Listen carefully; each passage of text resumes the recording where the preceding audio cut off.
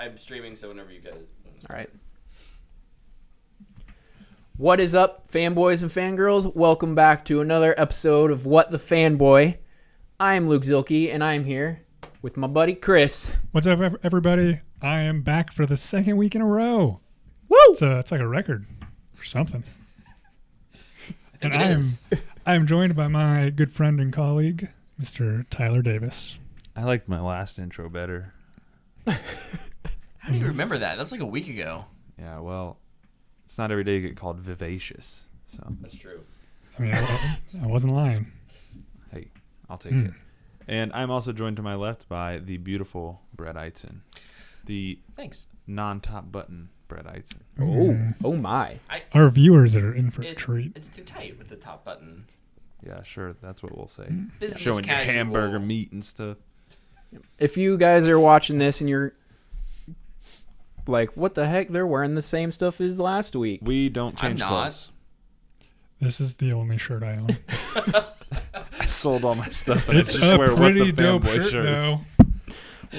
Well, anyway, we're actually recording this one very early. This episode isn't going to be out for about a week and a half. So me and Tyler have one thing in recap that we left that we can talk about, but we won't have any news. Yeah, So- we're not doing it live this week.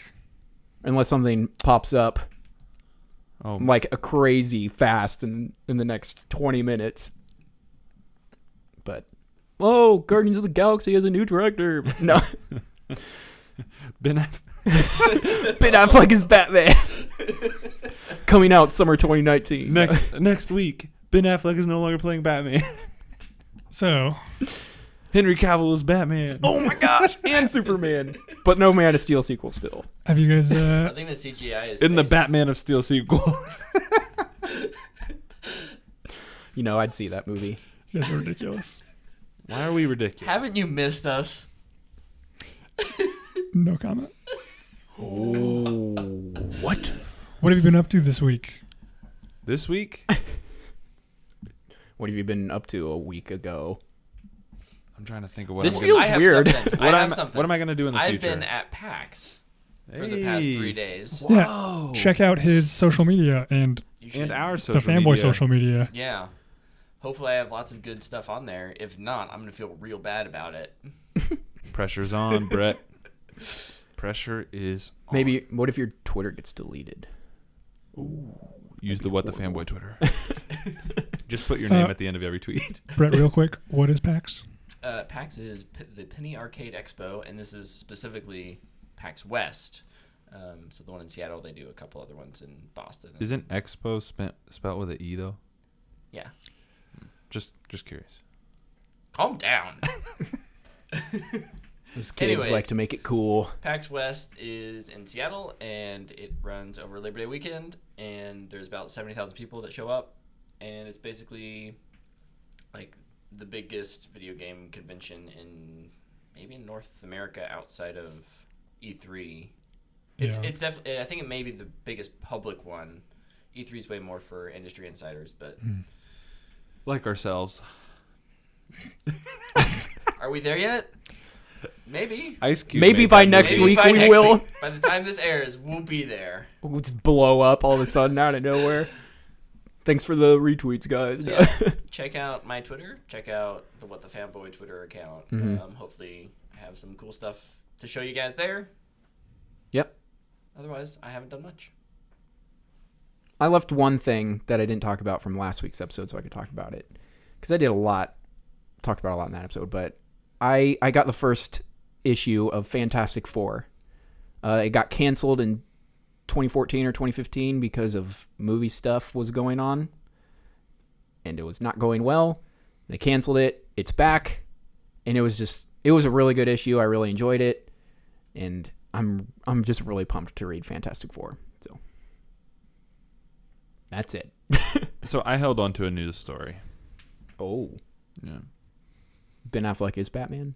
Let's hear it. No. So the Birds of Prey movie that's supposed to start shooting, January next year, I think? Yeah.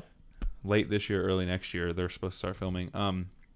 In the future. Some audition tape came out. Everybody says leaked. it's on Vimeo. It's not leaked. You just have to find the person's account. Yeah. So like they even hyperlink the Vimeo link in. I'm like, that's not a leak, guys. They published this.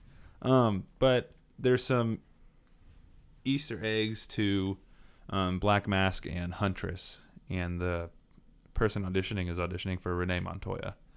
So Nice. it's pretty cool just to hear, some of the characters referenced, especially Black Mask. Like, that's really exciting. Mm-hmm. That's going to be a lot of fun.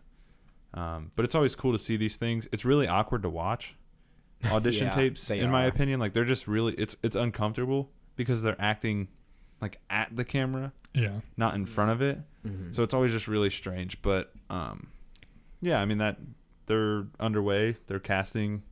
It's moving forward pretty quickly. So And like, exciting. yeah, I'm pumped. quote unquote leaks are just another Way to form garner up of publicity. form of marketing now. Yeah. Yep. Yeah. Mhm. Yeah. All right. Well, that's everything we did in all the news.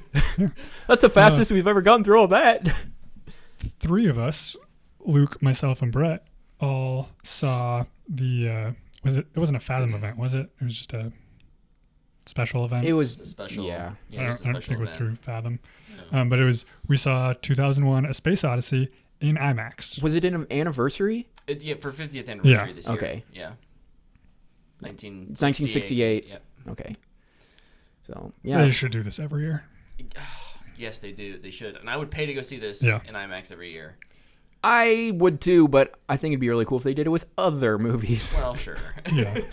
So, I mean, The sort of Wizard of Oz in IMAX. No, it's last week we gave our basic review. I think we kind of ended on fanboy worthy Yeah. Yep. for it, particularly if you Yeah. were a lover of cinema, of film, of sci-fi just as a genre. of really weird movies. Yeah, 100%. Yeah. Movies that make you think. If you like Christopher Nolan Yeah. and that idea of ambiguity in a film's meaning. Which Nolan was super heavily influenced. Oh yeah, by Like his Kubrick. entire filmmaking Yeah. career is heavily influenced by Kubrick. Yeah. Interstellar is a love letter to Yes. 2001. Yeah, absolutely. And you can see that just in like the ship design of the Endurance and everything. So do we want to have a brief no spoiler section, or do we just want to dive into it? Am very curious.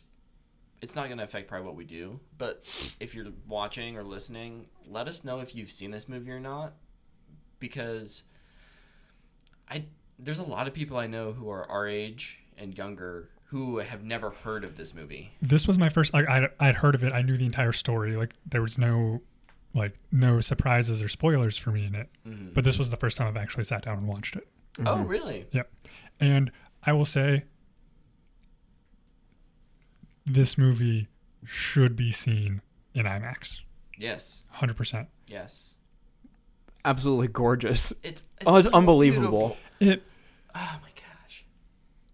Because I've seen remastered movies. Mhm. Yeah. They don't look this good. No. Yeah. This looked like it came off of a 2018 IMAX camera. Yeah. Oh my. And like I think one of the reasons is I think there's only one. I mean, it was really rare back then, but like CG shot in the whole thing, Yeah. and it's the only part of the movie that looks bad. The rest of it is just like looks unbelievably good, like with the ships just flying, or when they're in space, or walking upside down and stuff. Like it's all practical. Yeah. Like when he's running around the space, freaking dang it, the spaceship. Like and he's boxing. He's on a treadmill that's a giant circle. Hamster wheel. Yeah. Yeah. They created sets that were essentially hamster wheels Which, I mean, that the cameras would move through. The actors The camera are work in this actually movie stationary. crazy.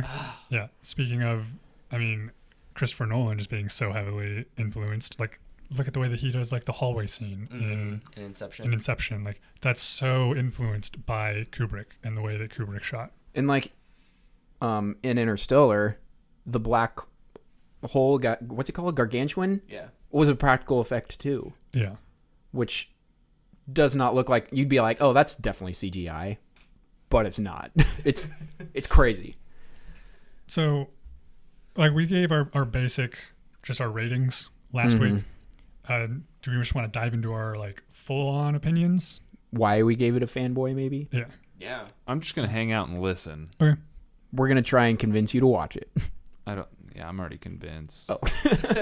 I was talking to Brett before this. I'm gonna borrow it, Nice. so probably have to watch it by myself though. I think it's important to note the context of this movie, because I think modern film goers see this, and like when we watched it, there were scenes where people were laughing when at the time when this movie would have been shown, people wouldn't have been laughing. Yeah. Yeah. And that's, it's aged a little bit. It's not perfect in that sense, but it's aged really well. This was the first real sci-fi movie that went this big. This is before we'd been on the moon. Yeah. This is before Star Wars. Star Wars didn't. Was This 9 didn't steal years from later. Star Wars. Star Wars stole from this. Yeah. The first Star Wars was 9 years after this movie. Yeah. Yeah. And I think some of these effects, Yeah. this movie looks better than. Close Encounters was 9 years Yeah. after this movie. Like it's why we have sci-fi movies, It's I'd say. the movie that set the stage. it for created the sci-fi film. blockbuster. Yeah. Like, Yeah. And like, I totally forgot what I was going to say. Sorry. So, gosh dang it. Okay. I have a lot of feelings. Full disclosure, I watched the movie and immediately came here to record. So it's Fresh in your real mind. fresh. Mm-hmm. This movie, this was my first time seeing it. It has permanently altered the way I view cinema. In a good way. Like, this movie was amazing. It has, I don't know if I've ever watched a movie and been thinking to myself, what he is doing with the camera right now is amazing and beautiful and art. Yeah. And like, but in a way that like wasn't like, didn't even like, it didn't like distract me from the movie. That was like almost like the purpose of the movie for me, was the cinematography. And I don't know if I can watch any movie again without thinking of the work that was put into 2001, A Space Odyssey, and the influence that it has had on all filmmaking since. Yeah. Absolutely. For me, the cinematography, you talked about it.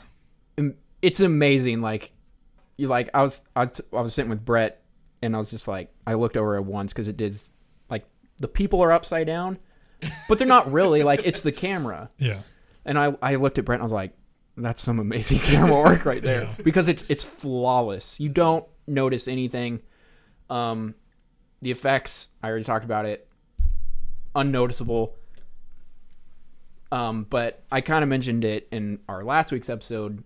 My favorite character in this is the music and Yeah. the sound effects. Like, Just the use of sound. like, I love it when like it shows the monolith and it starts doing the song. It's just like, oh, I'm so nervous. And then like the use of gosh dang it, I looked up the name of the song. The Blue Debane. It's which is bum bum bum bum bum bum bum bum bum, is just in the movie, like almost, I'd say probably the most prominent song. Yeah. Yeah. And it's really nice. It's really relaxing, and we're watching people do stuff because there's not a lot of talking, Yeah. which is something you just don't really get that very much in movies. Normally it's exposition, fight scene, exposition. The exposition in this movie is really told through the camera. Mm-hmm. Yes. This movie knows its pace, and its pace is, I'm going to take my time. Mhm. And I think it works for this movie. It doesn't work for every movie. But the long cuts of just a ship docking, and like it'll be a single shot for like a minute, and you're like, somehow this is beautiful. Like in any other movie, this would annoy me. When they land, and just the swell of the music Yeah. at that point, and it's just, it's so well done. Mm-hmm. the stints of no music are also Yeah. something that make that having the music important. Yeah. There's kind of a number of themes that I think that go through this, and those are highlighted or accented by things like lack of music or Yeah. lots of music or certain songs, because The spacewalk. there is Yeah. what, 6, I think we decided There's 5 or 6 songs. 5 or 6 tracks is all there are on this movie, and it's a almost 3-hour long movie. Yeah. So those come up again and again to reiterate certain aspects of the story. It's such a well thought out and well crafted story, not just here's the plot, we're going to throw these characters in the plot, and we're going to throw this dialogue onto the characters. Everything works together so seamlessly.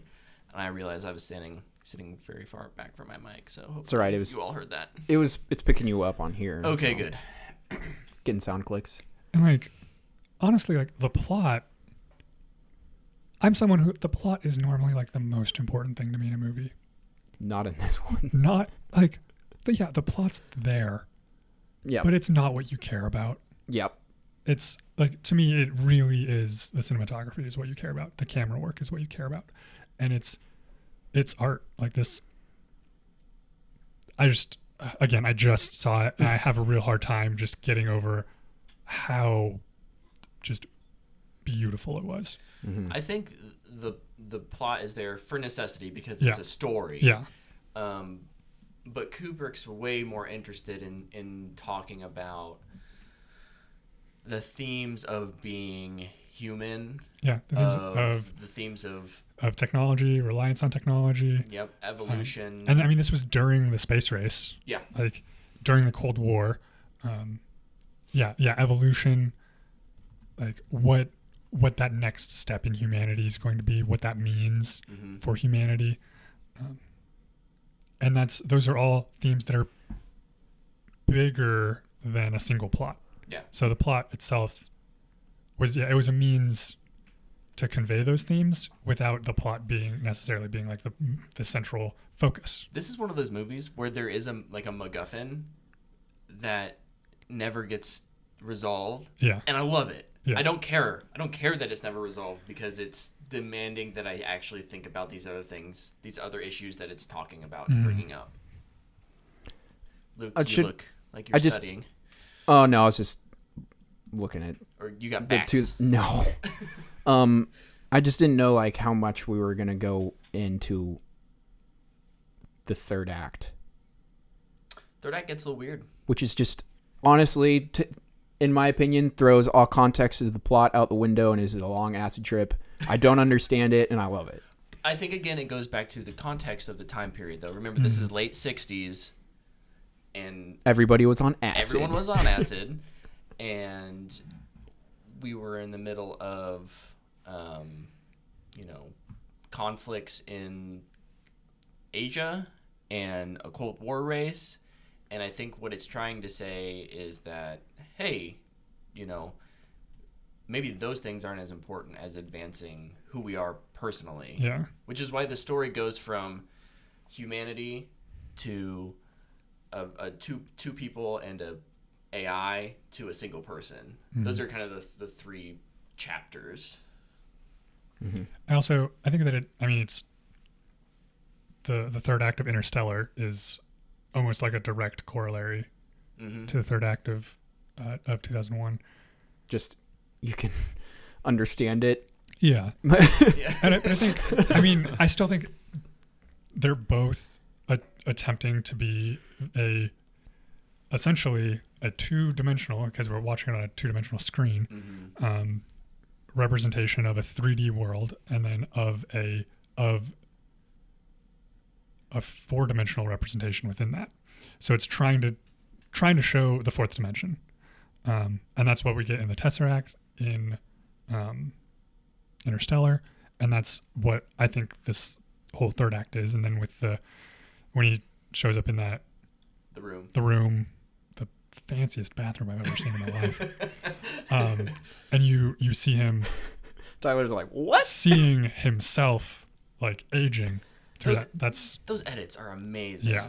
Too. Like, not just in the third act. They're The seamless. editing in this movie is Yeah. fantastic, aside from one point. But this person the okay. Maybe after. immediately after intermission, Yeah. Oh yeah. where everyone was laughing Yeah. because there wasn't actually any tension build up there. Yeah. because of the break. I think Or- because of editing. I think you could still build up some tension after the Mm. break, but the break is an awkward place for that. Also, There's the intermission in this movie. Well, it 15 was minute intermission. when Back okay, movies used to have intermissions. when I saw intermission, I was like, "Pfft, dumb.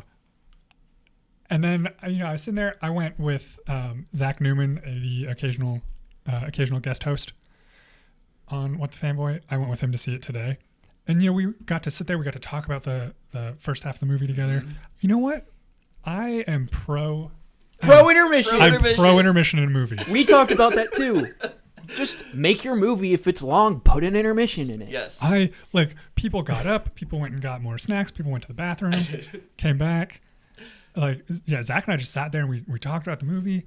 I saw so I think because this was a special event, there was tons of people who were just like huge fans of the movie. Mhm. I saw strangers just like standing up, talking to other groups of strangers, just like super bonding over their love of this movie. And I was like, this is wild. during the intermission, and I was like, this is great. And not just because of the intermission, but it played into it. This was my single greatest experience in a movie theater in my life. With that, I do want to talk a little bit about my experience in the movie theater. Did you throw spoons? Don't bring a child. Oh no. I know that this movie is rated G. Okay, so Brett, you have a daughter. I do. Did you take her to see 2001: A Space Odyssey? No, I did Would- also have childcare. Would you have taken her to see 2001: A Space Odyssey? No. I'll say if I say that. if you and your wife ever need to go see a movie and you can't find childcare, let me know. I'll hang out with Claire for 2 hours. Like Don't call me. She listening? No, it's kidding. No, I think this is a very unique case in that it's a limited run, it's limited time.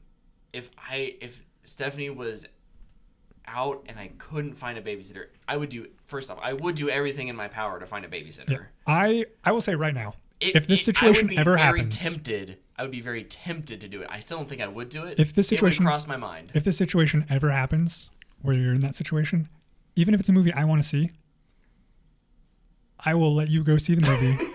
I will babysit for you, and then I will go see a later showing. Okay. What happened? So Was it crying? no, but it was just okay. If your child is to the age where they can actually whisper, fine. Bring them to the movie where if they can articulate to you in a manner that someone 35 seats away can't hear, fine. Bring your child so they can whisper to you that they need to go to the bathroom or they need a snack or something. I need to go to the bathroom. Yeah. Like, I'm sure you guys know this. When small children, like 5 and under, try to whisper, they are louder than their whisper. normal speaking voice. Yeah. They just get like all like raspy and and their whispers are just like this. I need to go to the bathroom. And it's honestly louder than their normal speaking voice. Stephanie tells me that's what my whispers are like too. So Brett is also 5. I fun fact. am I'm He's born. very good at speaking quietly because I'm just very quiet anyways.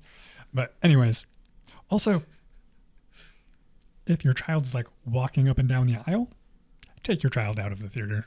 Like, theaters are for sitting. And agree. if your child is hitting a guardrail, a metal railing, had to have been with something else metal, take your child out of the theater. And okay, Did you think about going and getting somebody? I Brett came tip. very close. Go get a manager. So if I'm gonna go see a Pixar movie or something, I am, You expect kids to be I don't there. care what your kid's doing. Sure. Like, it's a kid's movie, 100%. I don't think that I would not expect a child to sit quietly through this movie. Right. I don't think that a child would have the attention span to sit through this movie. Yeah. I think that a child would be very bored in this movie. Just don't bring your child. Also, I'm pretty sure someone for the next showing showed up during the scene in the room. Oh, no. Just like came in, started walking up the stairs with their popcorn and their drink, talking to the person with them. Oh, we're in row R, seats 17 and 18. I'm like, yeah, the movie's still playing. Why are you here already? But Maybe they were just late. there was 2 hours and 20 minutes late. Yeah. It's like, oh. Goodness. Anyway, speaking of 2001: A Space Odyssey. Yeah. So even despite those distractions, it was still my favorite theater experience of my life because I was just in awe of this movie the whole time. And IMAX is the correct way to see this movie, not only because it's so visually striking, but because the IMAX audio. Yeah. I felt like it was so important. Audio was amazing. Yeah. It made me realize how bad my home audio is. The scene on the moon. Oh, yes. The loud scene on the moon. Yeah. I thought my ears were going to start bleeding. That Yeah. was very intense. There was an elderly couple in front of us, and I was like legit worried about them. I was Yeah. like, are they okay? Yeah, is this going to like break their hearing aid? Like, but it achieved its purpose though.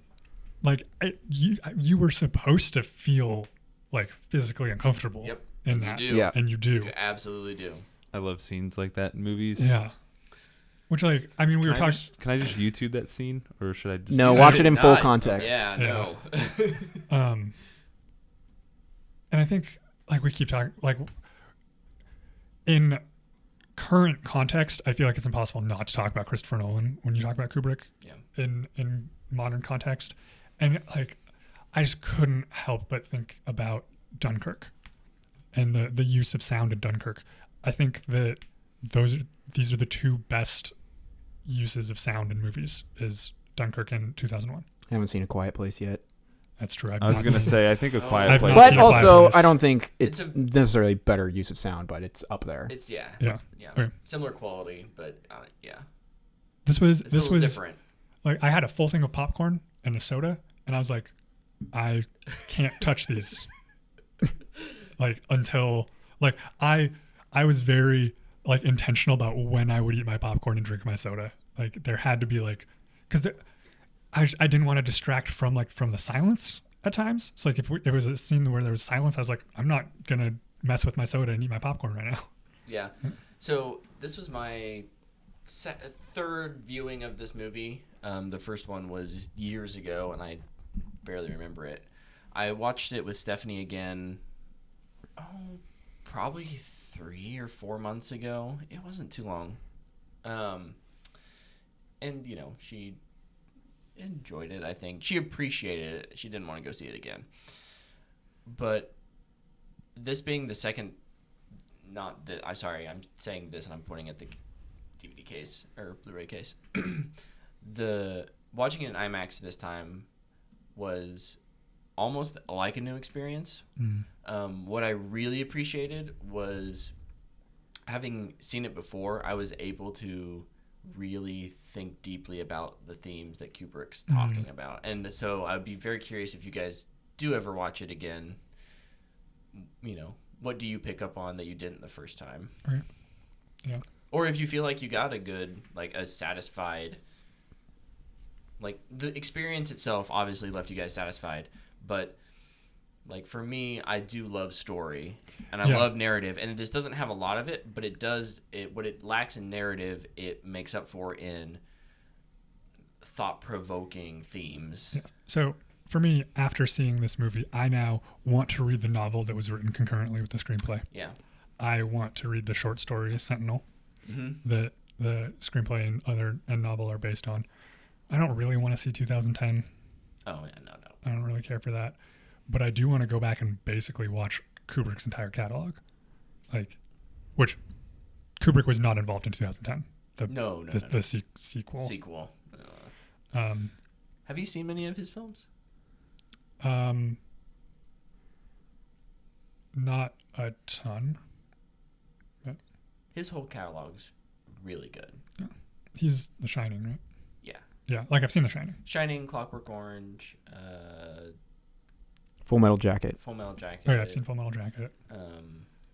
Eyes Wide Shut. Yeah. What's the other one? There was one other that I was looking at. I was like, I really need to see this movie.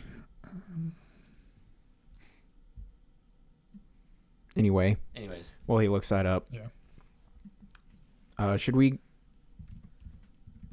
I guess is there any more thoughts on it, or is that? I love this pretty movie. I can't wait for Tyler to watch it and tell us what he thinks. I want to watch it with you, Tyler. So I kind of hope Tyler thinks we're all he watches this and he thinks we're all insane. And I'd love to have that debate. In reality, I hope you love it. But I'm gonna take it tonight. okay. I remembered the movie of his that I really want to see now, because I think it came out. Oh, Doctor Strangelove. Yeah, Doctor Strangelove. Yeah, that's the one I really want to see. Yeah, and that I came think out it was right before. Yeah, I think it was the one he 2001. worked on right before 2001. Yeah. So no, like listening to you guys talk about it, I like weird movies. Mm-hmm. So I think I'd like it. But I need to watch it, obviously. I just recommend if you watch it, you have to watch it in one sitting. Yeah. Well, yeah. Because some movies you can watch and split up. Especially if you've seen it before, it's really easy to do that. Be like, oh, I'll finish it tomorrow. I'm tired. Yeah. This one, sit down, pay attention, throw yourself in, enjoy the ride. Don't split it over 5 days and then write a report over it. Gosh, no. Now I'm kind of mad at my teacher. He's like my favorite teacher. But so I mean, we all loved it. Definitely go see it if you ever get a chance to see it in IMAX. Yes. If you can ever Do it. explain the ending to me, I'm open because I don't get it. But we also just wanted to talk about sci-fi. I mean, this was, like it really kicked off sci-fi blockbusters as a genre. So we wanted to talk a little about sci-fi, not only in film, but also in books and really any genre. So to get started, I think we can all agree that we all really enjoy sci-fi. So A little. why? Why do you enjoy sci-fi? So Or what do you enjoy about sci-fi? I guess there's two things in sci-fi. I'm going to change it to three. One of them is very quick, and I'll say them first. I feel like normally a movie soundtrack can be better in a sci-fi movie. I usually find myself enjoying them a lot more because you can do really fun things. It's not just like normal what you expect in some epic thing. Like it's usually kind of weird and makes you feel nervous, and I like the way they do that. But the main two things are world building. And you can literally do anything. Like, what should we do with this movie? Well, let's put it on another planet where gravity is 0.25. I don't know. Like, something like that. Although some people try and do that, and they don't do it too well. But, like, an example, this isn't one of my favorite sci-fi movies, but Avatar. Yeah. The world of Pandora and the Na'vi is dope. Oh, for sure. Yeah. And Also like the first really well done 3D movie. Yeah. And then also like world building, but in more concept of realism on our own world, I would say like District 9. Yeah. They threw another something. They like put a whole new city right above Johannesburg. Yeah. And then they added into like the ghetto into that city. Yeah. Yep. And it like changed the entire world of Earth. Right. And then the third thing, whatever, is the peril of unknown danger. Mm-hmm. Like my example for this is Annihilation. You go, it's in Florida. Is it in Florida? Yes. Yeah. And Florida. I've been to Florida. I know what that's like. But Not in this Florida. not in this Florida. Like you don't know what to expect, and when the end comes, you say, and in 2001, you don't know what to expect when all of a sudden he's flying through space. You're like, what the freaking crap is going on? but like when Natalie Portman hits a certain point in that movie, you go, what is happening? Yeah. And I love saying that. If I'm watching a sci-fi movie and I don't say, what the heck, at least once, it's probably not as good. I won't say it's bad, but it's probably not as good. Mm-hmm.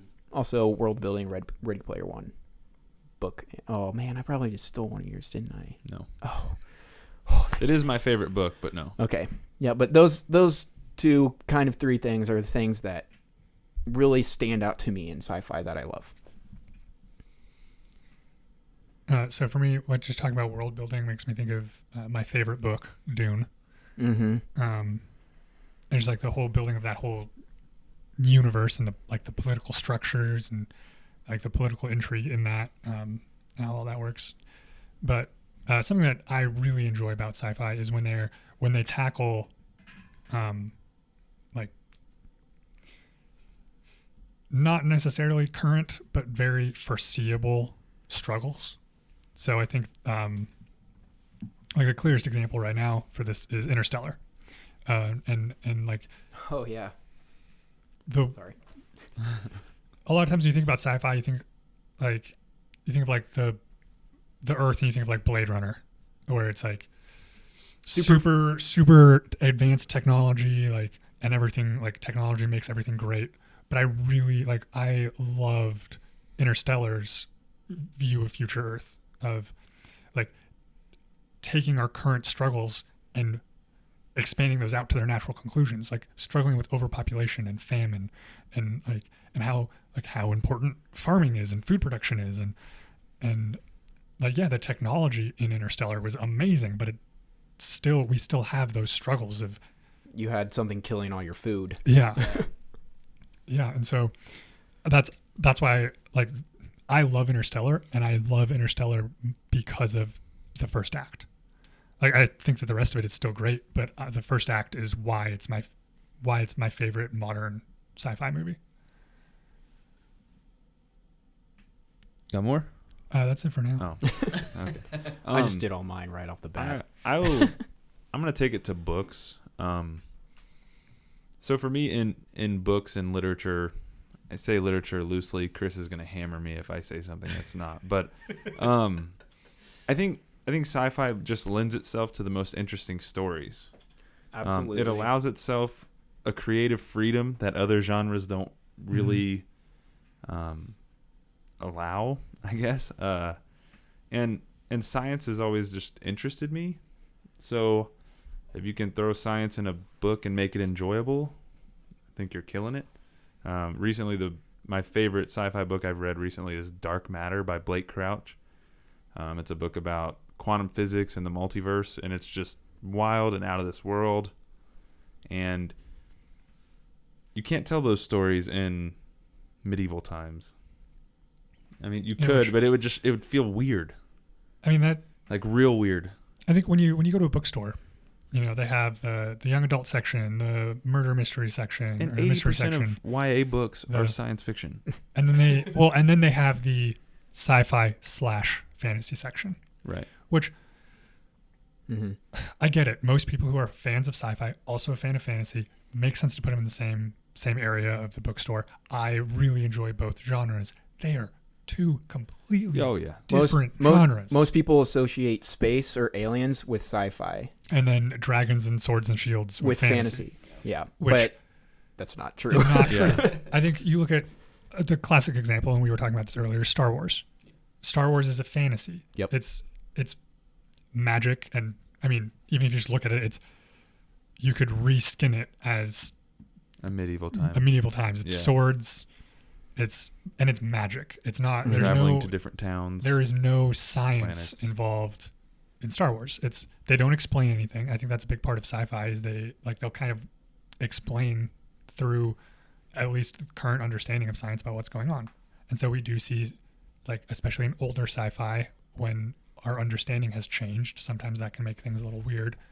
But like, just because something is space doesn't mean it's sci-fi. Yeah. Right. But yeah, so you were saying, like, you can't tell those stories in fantasy. or in medieval times, I think that a part of that is because part of what makes those stories so compelling is because they're in some way grounded in our understandings of the world, our understandings of science. Yeah. Mm-hmm. Thank you for wording that for me, because I would have stumbled through the whole thing. But I mean, no, you're absolutely right. That's exactly what I mean. So that's just for me. I think the biggest draw of science fiction to me is it's the themes that, and this is a little bit of an echo of what you guys have said, but it's its ability to tackle themes that are relatable today. And when you look across different genres, certain genres do things better than other genres. I think science fiction. You're drifting away. I know, I'm sorry. I think science fiction is perfectly poised to help us learn about today's problems in a relatable way that's completely alien to us. Does that make any sense at all? Like, which I think like science fiction often deals with the concepts of social injustice and social classism, especially. And where most people would be uncomfortable talking about that, science fiction shows that in a way that fantasy certainly can't. Yeah. That I feel like it disguises it. it does. It makes it really like talkable. You can talk about it. Yeah. Because it removes it from like Right here. our current perspective and Exactly. and drops it into a new perspective that makes it easier to talk about the themes and the hearts of the issues behind it without being wrapped up in the baggage of it. Yeah. Other thing, I think, kind of like Luke said, it allows us to go to unexpected places. Yeah. Way more than, like, I love fantasy worlds. I'm going to compare this a lot with fantasy just because I think, like what you were saying, they get tied in so close together so often. Like, I love the world of Lord of the Rings. I love the world of Game of Thrones, but they are somehow, while being relatable via like history, like I can understand that because I know what medieval history was. That's what they're based off of. Like, I find that more alien than a science fiction story that takes us to a completely unexpected place, but puts it in more relatable terms because of where we are today. Mm-hmm. Like those social interactions will often be maybe different than what we have today, but based on what we have today. Also, real quick, the ability for it to tie like science, politics, and religion together are fascinating to me. Mm-hmm. I really like it when a different genre includes sci-fi. Mm-hmm. So it's like this example. It's a comedy, but actually it's a sci-fi too. Back to the Future. It's a time travel movie. Mm-hmm. But people don't watch that and go, "Oh, this is sci-fi." Some people watch that and don't think it's a comedy. But like that's one of my favorite movies and favorite comedies of all time. And it has very heavy sci-fi. Ooh, bam. Sorry. Very heavy sci-fi influences in it. Yeah, well, I think like a ton of sci-fi movies would be like an action movie. Mm-hmm. And then, and then we have movies that are more a drama, like 2001: Space Odyssey. Yeah. And so, it lends itself. Like, I don't even know if there is just a pure sci-fi. I think that any stories always blend genres. Yeah. And so it's typically what's the base genre. Yeah, but I'd almost call like even sci-fi and fantasy both. I'd almost be like make those a part of the setting, and the genre be more like the story behind, like the. But I mean, that's a huge debate for another time. And honestly, it doesn't even have, for me, it doesn't have to be fiction. Science history, Apollo 13. Love that movie. I'm really looking forward to First Man. Oh yeah. Yeah. Movie looks dope. But I brought up a list of movies just from 2018 that are sci-fi. And Annihilation. Fantastic. Some of these I read the book. I'll read them, and you say yes or no if you think they're sci-fi. if they think there's Avengers: Infinity War. I don't think that's sci-fi. Okay, No. I didn't think it was either. No, I wouldn't classify it as sci-fi. Ready Player One. Yeah. Yes. I'm skipping over Solo. Don't worry. Jurassic World, The Yeah. Predator, Yes. Yeah. Black Panther. I would include actually No. because it's based on all their stuff is technology. But Their stuff came from an asteroid from space. I would. I think this goes back to where like I differentiate those genres based on themes versus the definition of this is science or this is not science. And for me, it's still like we have a magic rock that does all these cool things. I would probably.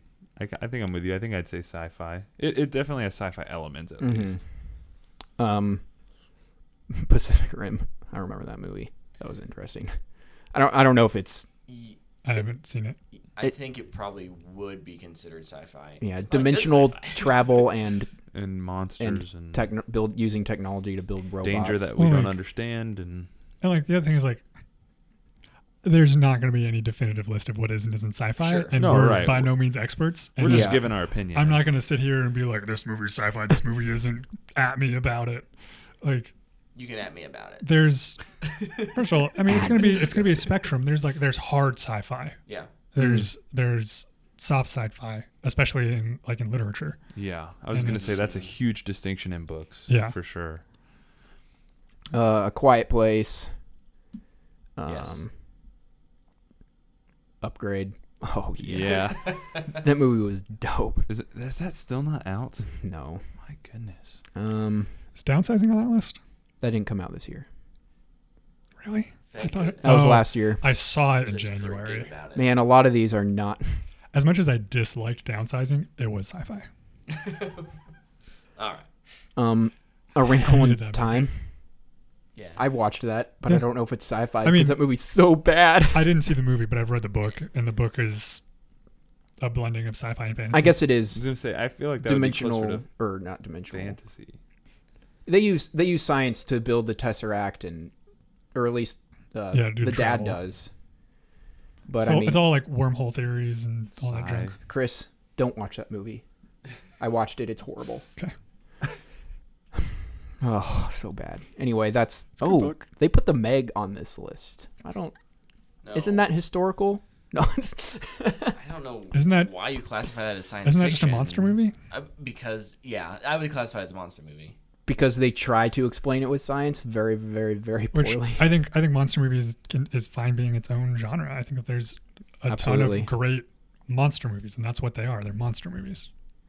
Yeah, but that's some of them. There's others I on want there, to but- I want to just real quickly pull up the dictionary's definition of science fiction, just for us. Is this gonna hurt me? Okay. No, Okay, good. maybe, I don't know. Is there big words in this definition that will hurt me? No. Oh, good. Science. Fiction. So fiction. Yeah. So It's not fiction, fact. Not fact. Not history. Sorry, Luke. I'm hurting you. No big words. Fiction based on imagined future scientific or technological advances and major social or environmental changes, frequently portraying space or time travel and life on other planets. That's just the dictionary's So, definition.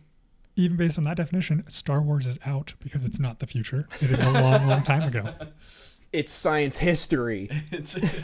I do think that there is like a subgenre within that of like we have historical fiction Yeah. as its own genre, and I think within that you have historical science fiction or almost alternate futures. So you think of something like Yeah. Man in the High Castle. Yeah, I think it's science fiction, it's science in fiction its own but right. It's, yeah, I would agree with that. I think by that definition, Black Panther is definitely there then. I still think a magical rock that does all these cool things is. But the social climate is changed by the magical rock. if we're being technical, I know we don't have to Also, agree. it was I'm an asteroid. So. just- came from space. I'm gonna say it's a made up element, but then I mean, so is unobtainium in Avatar. Freaking unobtainium. The worst name. Stupidest name for anything ever. We can't get it. What should we call it? Unobtainium. Oh my gosh. Do you guys just want to throw out some honorable mentions for your favorite sci-fis? Oh, We're yeah. wrapping up here. What are some of our favorite sci-fi? My personal favorite is Ready Player One. Are we talking The just book. movies or The can book. we? Okay. The Yeah, book. you can I go was into saying, books, movies, let's go TV shows. all out. Oh, geez. Live, Die, Repeat / Edge of Tomorrow. You beat me by 1 second, you piece of crap. I love you. I'm sorry. Is that what you were Gosh gonna say? dang it. I was going to say that. But I'm going to throw out... Are we only supposed to do one? No. No, Oh. just throw stuff out. just throw stuff I've out. mentioned some of them. District 9, Mhm. Annihilation, Blade Runner 2049. Arrival. Yeah. Yes. My favorite is actually I love Interstellar. Interstellar. That movie literally rocked my world when I saw it. There's a book series I can't believe Chris hasn't mentioned yet. I was about to jump into it. Don't Okay, worry. go. I So- don't want to steal someone else's. In movies, until today, Interstellar was my favorite sci-fi movie. 2001 is giving it a run, Yeah. which makes sense. It's Interstellar, like Luke said, is a love letter to 2001: Space Odyssey. So for those two to be so like entwined for me, and then for books, I love. Well, first of all, the Dune series, talked about it a bunch, but also the Ender's Saga, Ender's Game, and the Ender's Saga, and the Shadow Saga. Yeah. So Ender's Shadow, which is more of like a political sci-fi. Yeah, it's really good though. But then, particularly, Speaker for the Dead Yes. in the Ender Saga, we have where is it? We have Xena right behind you.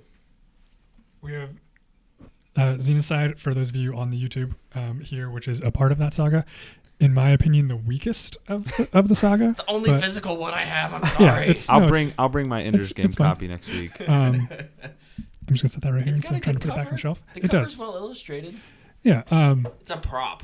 But yeah, Speaker for the Dead was amazing. Ender's Game was a ton of fun. I definitely don't think it's the strongest in the series. Mm. I mean, No. Yeah. but when I thought I was going to be an English teacher, I was 100% going to try and use Ender's Game and Ender's Shadow like concurrently Oh. to illustrate like points of view, Mm-hmm. because they take place concurrently Same through the view of two different characters, and it's just beautiful. So I highly recommend those books. Planet of the Apes trilogy. Planet of the Apes. Yes. The new trilogy. Yeah, it's Which- yeah, the new trilogy. When Sorry. did Planet of the Apes come out? Like the Original old school? Yeah. 1964. 90. May have been. Because that was one movie that I couldn't help like make 68. a comparison to when I Mhm. was. Was it 68? Mm-hmm. mm, So same year. Wow. which Wow. so I'm sitting there. I've seen this Planet of the Apes, and I mean, yes, there was remastering done. Mm-hmm. And I'm sitting there watching 2001: A Space Odyssey, and I'm just like, this looks so much better, so much better than Planet of the Apes. Like even the scene with the pre-humans. whatever Oh. the- Yeah. I don't want to call them apes because I don't know what they were. That's not politically correct, Chris. You should Yeah. be politically correct. The I don't know, Neanderthals. I don't know what they were. They looked like monkeys. Like even those looked better than the Planet of the Apes. Yeah. In my opinion. Better than Tim Burton's Planet of the Apes. Yeah. Yeah. Is 2000. And so that's just Whatever. such a testament to Kubrick that his work holds up so much better So than well. most of the other work from that time. Also, shout out to the dude in 2001 who literally just got jumped by a leopard or a jaguar or whatever. Like, I don't know how you faked that back then. I'm sure it was a trained leopard. I want to shout out a couple more things. I've read 2 sci-fi books. I've listened to them. The Martian, which is great. Artemis Very good. I thought it was average. And then for TV, The Expanse. Mm. Best- Amazing. Absolutely amazing. Best sci-fi currently on TV. Amazon, if you don't put season 3 up soon, I'm gonna lose it. I'd say best sci-fi on TV in quite some time. It's it's real good. Also, Star Trek's pretty cool. Yeah. I'll throw out the Alien 2, and Predator. Yeah. Prometheus. I'm not gonna throw out Alien Covenant. Sorry. I liked that movie, but I don't definitely I not don't as much. dislike it, Yeah. but I think Prometheus does a way better job of Like again the world building. hitting on the themes of what is sci-fi and rather than Nostalgia? horror and nostalgia. And Alien Covenant didn't even do the horror part that good. 12 Monkeys, really Yes, good. classic. Honestly, Inception. oh, Has anybody? I don't know what else genre to put it I in. guess, yeah, probably. Comedy. No, Existing in other people's dreams. Ex Machina. I What do we consider that? Seems like science sci- fiction. science I've fiction. not seen Ex Machina. I watched that and I didn't like it because I didn't enjoy the twist. You don't like sad endings. Have we talked about Blade Runner yet? The original. Either. I mentioned that I loved it. 49. Okay, yeah. Both of those, though, for sure. Oh, sorry, I just thought of one. I Say don't it. think I liked Blade Runner 49 when we reviewed it, but as time has passed, that was a real good movie. That movie's That great. was. I didn't like it as soon as it ended. I didn't like it, and then like 2 weeks later, I was like, you know what? That movie's really good. And then Yeah. it came out, and I bought it the day it came out, and I was like, it's a good movie. Okay, one, Wall-E. I love Wall-E. Mm. Also, I think a lot of people, if they're watching us and they're screaming about something, it might be this one, The Matrix. Yeah. Yeah. The first That's- one's... The first one's great. No. The only Matrix. Yeah, yes. There's only one, Brett. Just like those 8 seasons of... Also, incredibly influential movie. What did you say? What was it? Scrubs? Scrubs. Yeah. Yeah. 8 seasons of Scrubs, 1 Matrix movie. Definitely didn't make anything after that. I love The Matrix so much. I That still- movie's legit. Y'all gonna hate me. I do think The Matrix is... I still think The Matrix is overrated. It's good. You're overrated. It's good. As a standalone story, it is fantastic and it is incredibly influential in like just filmmaking after that. He would have taken them. Wrong. Also, the Martian movie is really good. Yeah. Yeah. Oh, God, there's so many good ones. what about, what about like Just some comedy, games? Yeah, We it haven't talked about was video nominated games for at Golden all. Globe comedy. Really No. good video Yeah. games. It is a- Sci-fi video games are there. BioShock.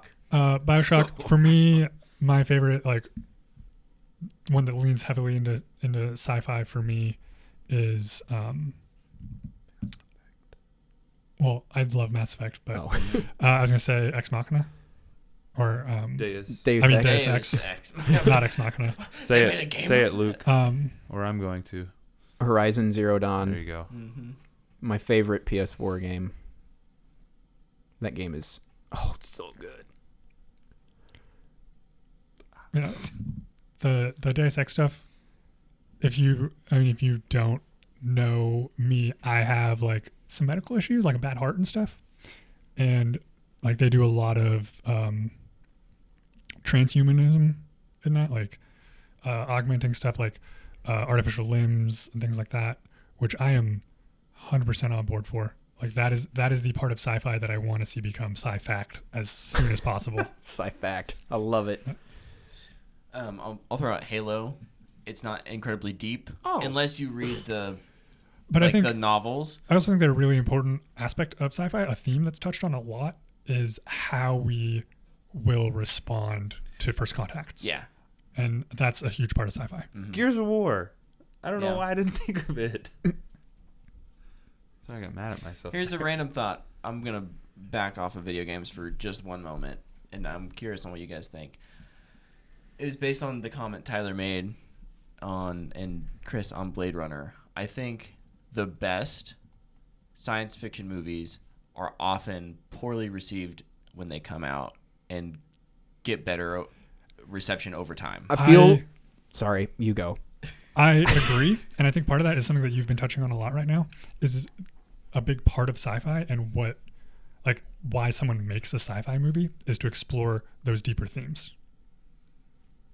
I think what makes a good sci-fi movie, it says it right here on the back of this case. Mentally stimulating. Yes. Makes you go, wow. Movies that make you think. Even when you leave the theater, if like Blade Runner I didn't really love in the theater, the more I thought about it and the themes it touched on and just the cinematography, but that's not part of this conversation. Like, it just made me think a lot, and I was like, you know what? That's actually an incredible movie. And a good sci-fi movie will make you think. A good sci-fi book will make you think long after you've finished it. So with the poorly received thing, I do think that's sometimes true. I think it's becoming less true, though. Sure. Like, this year has been really good for sci-fi. And I'd say even last year was a step up, too, because, I mean, Arrival I think was nominated, and The Martian was nominated. Yeah. Which I think action sci-fi normally is received pretty well. Mm-hmm. And Luke, I totally agree with you. And the best example that you just gave was Arrival. Like, Arrival wasn't an action movie. It was not an action sci-fi. It was a sci-fi drama. And yeah, it was nominated and it was received really well. The movie's about how to talk to each other. Yeah, it's about communication. I loved that movie. Sci-fi bonkers is what that movie is. Yeah. That movie's great. But like Blade Runner, I mean, the first Blade Runner was dealing with like the themes of empathy and what it means to be human. And yeah, you know, like when you think of a box office movie, like there's a reason Transformers movies are still were box office hits for so long. Yeah. Because you don't have to think. You go in, you see some cool action, and it's done. Like, that's what a lot of people want out of box office movies. That's not what Blade Runner was giving you. Blade Runner was making you think. The first one was making you think about empathy and what it meant to be human. The second one was making you think about what makes you human. Yeah, what makes you human. There's a specific word that I had for the second one that I can't remember right now. And also, it's 2 hours and 45 minutes long, which I feel like a lot of people aren't willing to sit down that long anymore. Yeah. People are like, oh, I'll just wait for it on Blu-ray, and then they never see it. Yeah. And then it comes out on Blu-ray, and they're like, I'll wait till it's on Netflix. And yeah. And then it maybe comes to Netflix. No, I think, and I sure hope this doesn't come off as being self-righteous or anything or pompous, but I think I like sci-fi because I think most good sci-fi is intelligent. It treats the viewer as intelligent, and it's the kind of media that is going to make us more intelligent because it's the only kind of media that's forcing us to think about these questions. Yeah. Mm-hmm. That may have been a little absolute, but that's the idea. Yeah, I would push back against it being the only kind of media. Yeah, only is the wrong I think word. that there's a lot of strong dramas that can make us think about similar themes. Mm-hmm. I think what sci-fi does is it removes it from a lot of the baggage, and like a drama that's making you think about those same themes, it leans into the baggage. Sure. And so, but I think they can both accomplish the same goal through different ways. Right. Okay. So I'm looking at when I see a movie, I put it in a list, and I this is my top. How many have I seen? I've seen 21 movies. Oh my gosh! This year. Yeah, and some of them seen twice. But and so my top 6, except for one, are sci-fi. So 5 of your top 6. Yeah, 5 of my top 6. What's your number 1? Annihilation. Good call. I guess. Go see Annihilation if you haven't. So Go great. Find it. And if you read the book, give me a call because I still don't know what happened. I'll just go through my top 6. Annihilation, A Quiet Place, Mission Impossible, Fallout, Black Panther. I consider it sci-fi. Ready Player One, Upgrade. Upgrade's pretty high up, dude. That was really high up. I love that movie. I cannot. I really loved that movie. It was so good. That movie Did you see honestly it? surpassed my expectations by a lot. Oh man, it's so good. But that's the influence sci-fi has on me. I'm more interested in sci-fi immediately before anything else. When I'm looking for a new book to read, the first section I look in is sci-fi. Yeah. It's the first thing I look at. I want to give a quick shout out to The Mote in God's Eye. Is a sci-fi about our first encounter with a different alien species and the way that evolution has affected them differently than it's affected us. And I just thought it was a really interesting look into the way we view intelligence versus what another species how they may view intelligence, and how when we encounter another species, we can't help but kind of like imprint our own view of society onto their society, and that may not be a fair interpretation of their society. Well, we could do this for probably 6 or 7 hours plus. Let us know your favorite sci-fi. Let us know why you like sci-fi. Or why you dislike sci-fi. Yeah, or why you dislike sci-fi. Let us know if you have any recommendations for books, movies, TV shows, anything. Let us know. Obviously, we really like sci-fi. So. Nah. We're all ears. Yeah. You can tweet at me at Twitterless Chris. Take out the I from Twitter and replace the E's with 3s. You can follow me on Twitter at Tyler_19_Davis. You can follow me everywhere at Brightson. Twitter, theboywanda, THE_BOI_WUNDA. And we're all available at What the Fanboy on Twitter and Instagram, YouTube, SoundCloud. Look for us there to listen or watch. We have a lot of fun on this YouTube channel, so we'd love it if you guys come hang out with us. So and we'll absolutely be live next week. Yes, that's weird to hear. I know. Yes. It's been a crazy 2 weeks, but sorry we we'll weren't be back live with what will probably give Chris a heart attack, but maybe one of our biggest shows with recapping news and Twitter and Brett going to PAX. Yep. And it's gonna be crazy. it will be crazy. And maybe we need an intermission. yeah, I'm pro intermission. all right. and there's a lot of video games coming out. out in Coming that out, window. yeah. Yeah, and Spider-Man. less movies, but still some movies that we're all looking forward to. We'll look at our content plan and we'll figure out how to spread those out. But gonna- yeah, All right. thank you guys for watching and listening. Bye. Subscribe. See you, everybody. Yeah, we'll see you Bye. next week. Subscribe on YouTube if you're listening to us. Subscribe to our podcast on iTunes or anywhere that you have podcasts. I We think really got to stop screwing up this outro. Yeah, sorry. Yeah, Luke ends up dancing. the I whole started time. saying bye. I'm You started telling dabbing. people to subscribe. My bad. Do the plugs, you know. Bye. Until next time, we are outro. See ya. Bye. Bye.